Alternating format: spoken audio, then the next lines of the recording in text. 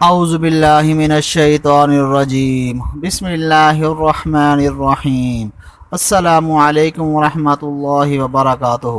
میرے پیارے دوستوں، بھائیوں اور بہنوں، امید کرتا ہوں آپ سب خیریت سے ہوں گے۔ آج کی اس ویڈیو میں آپ کو سورۃ الکوثر کا وظیفہ اور اس کے فضائل اور برکات کے بارے میں بتاؤں گا۔ اگر آپ میرے چینل پر نئے ہیں تو میرے چینل کو سبسکرائب کر دیں اور ساتھ ہی بیل آئیکن کے بٹن کو کلک کر دیں۔ ناظرین، آج کا وظیفہ سورۃ الکوثر کا وظیفہ ہے، جو کہ آپ ہر مقصد میں کامیابی کے لیے کر سکتے ہیں۔ آپ کی شادی نہیں ہو رہی تو آپ یہ وظیفہ اپنی شادی کے لیے بھی کر سکتے ہیں۔ انشاءاللہ آپ کو اس میں کامیابی ملے گی۔ اگر آپ بے روزگار ہیں اور آپ کو کوئی بھی کام نہیں مل رہا تو اس کے لیے یہ وظیفہ کر سکتے ہیں۔ اگر آپ کے دشمن ہیں، آپ کو نقصان پہنچاتے ہیں، تو اس سے چھٹکارا پانے کے لیے بھی آپ یہ وظیفہ کر سکتے ہیں۔ آپ کی کوئی بھی حاجت ہو، آپ کا کوئی بھی مقصد ہو، آپ اس وظیفے کے ذریعے اپنا مقصد پورا کر سکتے ہیں۔ آج جو وظیفہ میں بتا رہا ہوں بہت ہی پاورفل وظیفہ ہے۔ وظیفہ ختم ہونے کے ساتھ ہی انشاءاللہ غربت بھی ختم ہو جائے گی۔ حد سے زیادہ اگر آپ غربت کا شکار ہیں تو حضور صلی اللہ علیہ وآلہ وسلم کا بتایا ہوا یہ وظیفہ کریں۔ انشاءاللہ آپ کے حالات وظیفہ ختم ہونے کے ساتھ ہی بہتر ہونا شروع ہو جائیں گے۔ انشاءاللہ یہ وظیفہ کرنے سے آپ کی ہر حاجت اور آپ کی بڑی سے بڑی پریشانی ختم ہو جائے گی۔ سورۃ الکوثر قرآن پاک کی سب سے چھوٹی سورت ہے۔ یہ سورت قرآن پاک کے آخری پارے میں ہے۔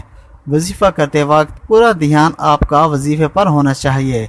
دل میں کوئی بھی شک نہیں لے کر آنا، پورا دھیان وظیفے پر رکھ کے آپ نے یہ وظیفہ کرنا ہے۔ انشاءاللہ اس وظیفے کو کرنے کے بعد آپ کی اللہ تعالیٰ سے مانگی ہر دعا قبول ہوگی۔ اس وظیفے کو پڑھنے کی ہر بھائی اور بہن کو اجازت ہے۔ اس کو پڑھنے کی کسی سے اجازت لینے کی ضرورت نہیں ہے، اور صدقہ جاریہ سمجھ کر اس وظیفے کو لازمی شیئر کر دیں۔ آپ نے جمعرات کو یہ وظیفہ کرنا ہے اور ہفتے کو یہ وظیفہ ختم کرنا ہے۔ 3 دن آپ نے یہ وظیفہ کرنا ہے۔ جمعرات کے دن نماز فجر کے بعد اول آخر درود شریف پڑھ لیں۔ اس کے بعد آپ 129 دفعہ سورۃ الکوثر پڑھ لیں۔ 129 دفعہ سورۃ الکوثر پڑھ لیں۔ صبح نماز فجر پڑھ کر اس وظیفے کو کریں، پھر نماز عصر پڑھ کر اس وظیفے کو کریں۔ پہلے اول آخر درود شریف پڑھ لیں، پھر درمیان میں 129 دفعہ سورۃ الکوثر پڑھ لیں۔ اسی طرح آپ نے نماز عشاء کے بعد اسی طرح روٹین سے آپ نے یہ وظیفہ کرنا ہے۔ اسی طرح تینوں دن آپ نے یہ وظیفہ کرنا ہے۔ آپ کو کوئی بھی حاجت ہے، کوئی بھی مقصد ہے، اس کو ذہن میں رکھ کے آپ نے یہ وظیفہ کرنا ہے۔ ناظرین، یہ وظیفہ بہت ہی مجرب عمل ہے۔ انشاءاللہ آپ کی ہر حاجت پوری ہو جائے گی اللہ تعالیٰ کے فضل و کرم سے۔ میری اس ویڈیو کو لائک اور شیئر کر دیجئے گا اور اپنی دعا میں یاد رکھیے گا۔ اگلی ویڈیو میں پھر ملاقات ہوگی۔ اللہ حافظ۔